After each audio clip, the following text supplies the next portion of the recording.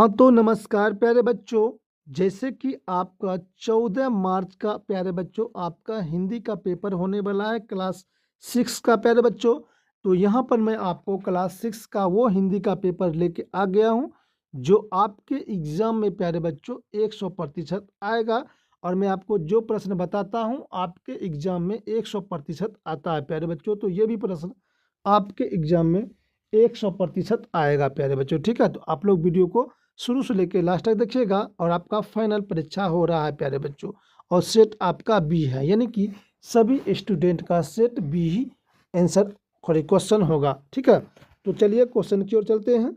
यहाँ पर देख सकते हो, यहाँ पर अपना नाम भरिएगा, यहाँ पर विद्यालय का नाम प्यारे बच्चों, यहाँ पर संकुल का नाम आपको भरना होगा, यहाँ पर वर्ग क्रमांक, यहाँ पर प्रखंड, और यहाँ पर आपको जिला का नाम भरना होगा। ठीक है, इतना भरने के बाद प्यारे बच्चों आपको ये दिख रहा है प्यारे बच्चों, इसको आपको नहीं भरना है। ठीक है, इसको आपको नहीं भरना है, इसको छोड़ देना है।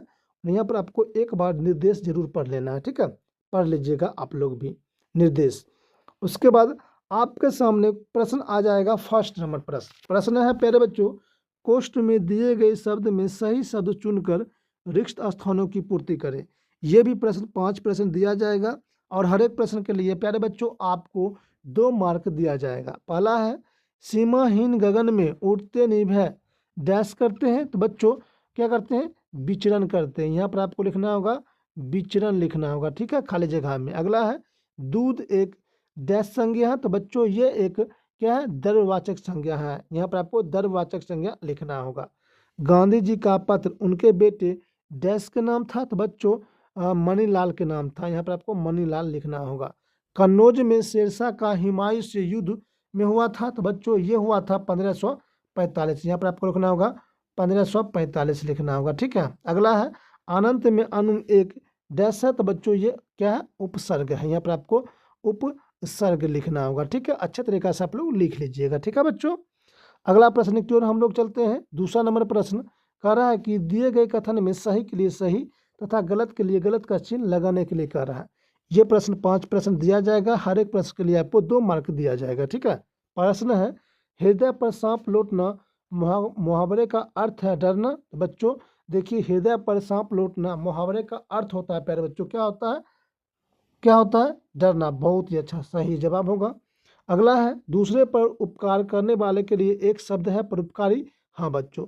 अगला है, राहुल पिंकी का चचेरा भाई था, तो बच्चों हाँ ये भी सही है। अभिमान में मान एक प्रत्यय है, तो बच्चों हाँ ये भी सही है। शेरशाह के पुत्र का नाम इस्लाम शाह सूरी था, नहीं ये आपका गलत होगा।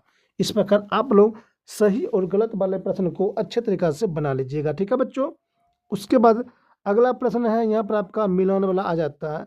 कह रहा है क्या, स्तंभ अ का मिलन स्तंभ ब में कीजिए। ये भी प्रश्न आपको 5 प्रश्न मिलेगा, हर एक प्रश्न के लिए आपको 2 मार्क मिलेगा। ठीक है, देखिए पहला आपका होगा बच्चों 4 नंबर, दूसरा का आपका हो जाएगा प्यारे बच्चों यहाँ पर सासाराम हो जाएगा, सॉरी 1 मिनट प्यारे बच्चों, आपका दूसरा हो जाएगा बड़ौदा हो जाएगा। उसके बाद तीसरा आपका हो जाएगा सासाराम, शांतनु का हो जाएगा प्रयाग, और ध्यानचंद का जन्म स्थान हो जाएगा आपका हसनापुर। ठीक है, आप इस प्रकार इसको अच्छे तरीके से लगा लीजिएगा मिलान वाला प्रश्न को। ठीक है, उसके बाद अगला प्रश्न आपका यहाँ पर आ जाता है प्यारे बच्चों 4 नंबर प्रश्न। कह रहा है कि लघुत्तरीय प्रश्न आपको 50 शब्द में आंसर देने के लिए कह रहा है।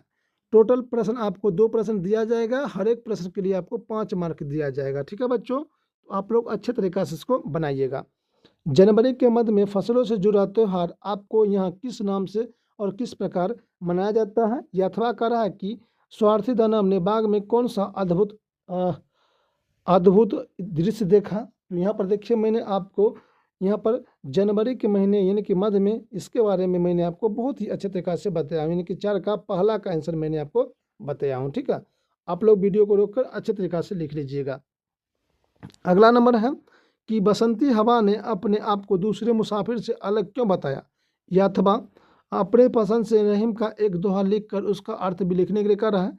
तो प्यारे बच्चों यहाँ पर मैंने दूसरा का आंसर बताया हूँ, 4 का दूसरा का आंसर आप लोग वीडियो को रोककर लिख लीजिएगा। ठीक है बच्चों, उसके बाद अगला प्रश्न है आपके स्क्रीन पर प्यारे बच्चों आपका लास्ट नंबर प्रश्न कि द्वितीय प्रश्न को आपको 100 शब्दों में आंसर देने के लिए कह रहा है प्यारे बच्चों। कितना शब्द में कह रहा है कि आपको 100 शब्द में आपको आंसर देने के लिए कह रहा है। ठीक है बच्चों, तो यहाँ पर दिया गया कि गांधी जी